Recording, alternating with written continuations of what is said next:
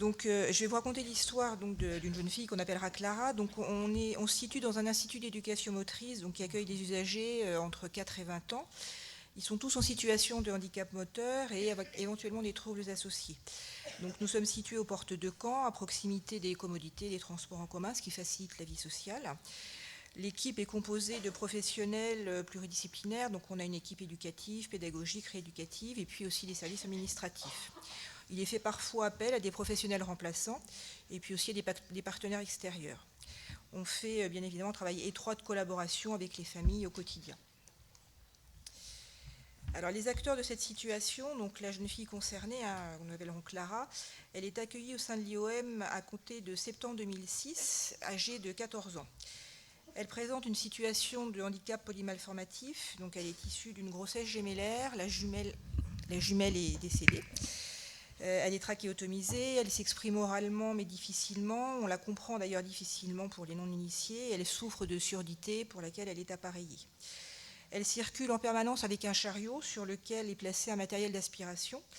Sa famille donc souhaite qu'elle soit toujours accompagnée pour les changements d'étage, ainsi que la présence d'un professionnel à proximité pour pouvoir aspirer la jeune fille en cas de besoin. Les parents donc, sont très inquiets au quotidien de confier Clara à l'équipe. Ils expriment régulièrement leur peur que la prise en charge à l'IUM ne soit pas à la hauteur de leurs attentes et d'aussi bonne qualité que ce qui se passe au domicile, puisque la maman a arrêté de travailler à la naissance de sa fille pour s'en occuper, jusque donc à cette période où nous l'avons accueillie.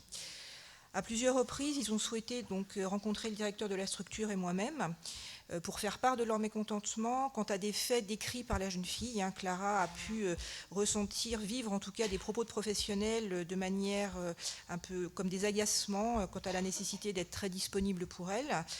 Un manque de réactivité selon elle des professionnels face aux demandes de soins, donc tout un tas de choses comme ça qui nous revenaient régulièrement. Les professionnels, donc une équipe pluridisciplinaire, comme j'ai dit tout à l'heure, qui est stressée pour différentes raisons. D'abord parce que la situation de handicap de la jeune fille est inhabituelle comparativement à la population habituellement accueillie. Du fait de relations difficiles aussi avec les parents de Clara et Clara elle-même, le sentiment d'un manque de confiance et de reconnaissance de leurs compétences. Et puis la peur de mal faire et de ne pas être suffisamment réactif. Alors ça se passe en octobre 2010, donc c'est quelque chose qui est ancien.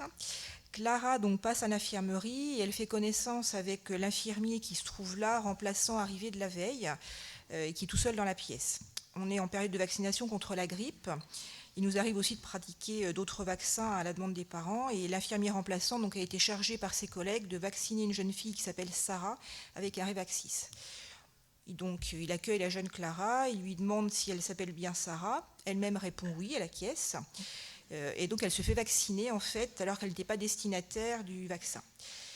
La collègue de l'infirmier, donc, qui est titulaire du poste, donc, arrive, alors que la jeune Clara est encore à l'infirmerie. Son collègue lui dit je viens de vacciner Sarah, et là, elle réagit aussitôt en comprenant la méprise, sachant que Clara avait déjà été vaccinée du Révaxis en mai 2010.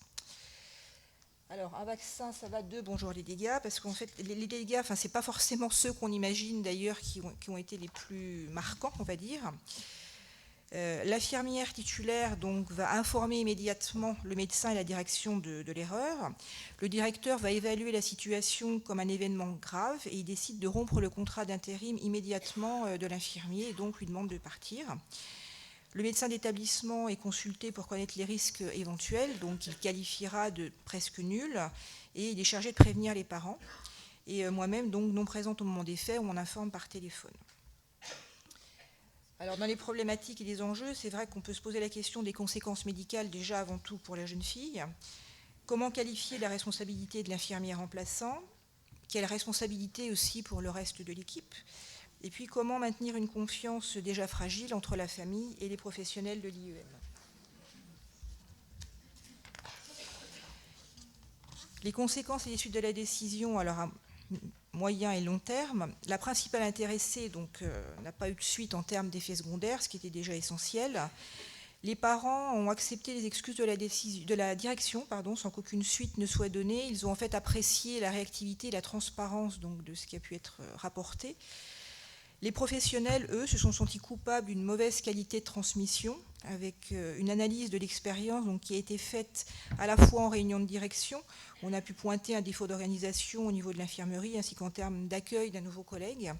Et puis j'ai moi-même repris l'événement avec l'équipe infirmière pour analyser ce qui avait pu permettre la méprise. Donc l'absence de trombinoscope par exemple, l'absence de présentation de situation des usagers, l'absence de restriction aussi d'actes pour l'intérimaire, donc qui même s'il était qualifié, arrivait de la veille et ne maîtrisait pas le fonctionnement ni n'avait pas la connaissance des usagers, et puis l'absence d'accompagnement, de procédure d'accompagnement des nouveaux salariés. Alors en conclusion, je dirais qu'en replongeant dans le dossier, et bien que cet événement date quand même d'une dizaine d'années, il est encore bien présent dans l'esprit des gens qui étaient là à l'époque. Eh bien, je n'ai retrouvé qu'une trace minime de cet événement dans les transmissions infirmières, où il est simplement noté l'erreur de vaccination, aucun compte-rendu médical, pas de courrier adressé à la famille et aucune fiche de signalement. Alors j'insiste sur le fait que c'était il y a 10 ans et qu'on réagirait sans doute pas de la même manière à présent. Et puis donc du coup, les questions qui sont restées en suspens, c'est quelle démarche ou action aurait pu limiter le risque d'erreur? Fallait-il signaler en dehors des lieux et à qui? C'était des notions en fait qu'on n'avait pas à l'époque et sur lesquelles on peut encore travailler, je pense, aujourd'hui, et qui donc ont laissé ces questions sans réponse à l'époque en tout cas. Très bien, merci beaucoup. Donc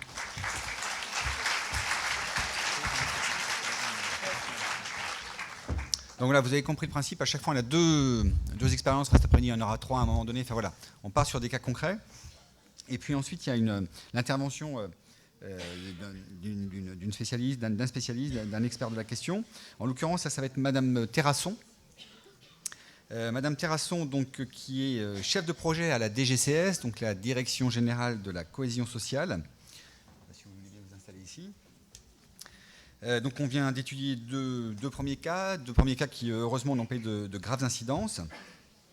Et forcément, ça amène à se poser des questions sur est-ce que les établissements médico-sociaux ont l'obligation d'informer les autorités lorsqu'un événement indésirable se produit?